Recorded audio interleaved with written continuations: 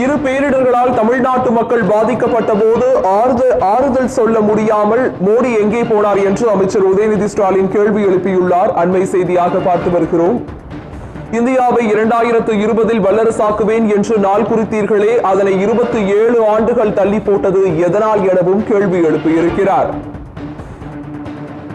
பிரதமர் நரேந்திர மோடிக்கு அமைச்சர் உதயநிதி ஸ்டாலின் சரமாரியாக கேள்வி எழுப்பியிருக்கிறார். அண்மை செய்தியாக பார்த்து வருகிறோம். 2019 அடிக்கல் நாட்டப்பட்ட மதுரை எய்ம்ஸுக்கு அடுத்த செங்கல்லை எப்போது வைப்பீர்கள் எனவும் அமைச்சர் உதயநிதி ஸ்டாலின் கேள்வி எழுப்பியிருக்கிறார்.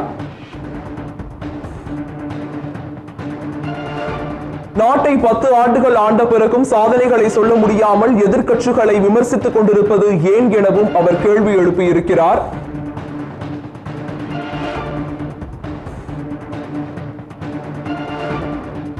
தமிழர்களை அலட்சியப்படுத்துவதை சுயமரியாதையுள்ள தமிழர்கள் ஏற்பார்கள் என்று எப்படி நம்புகிறீர்கள் எனவும் கேள்வி எழுப்பியிருக்கிறார். மீனவர்கள் மீது தாக்குதலே நடக்காது என்று வாக்குறுதி தந்து ஆட்சிக்கு வந்தது பாஜக எனவும் அமைச்சர் உதயநிதி ஸ்டாலின் குறிப்பிட்டிருக்கிறார்.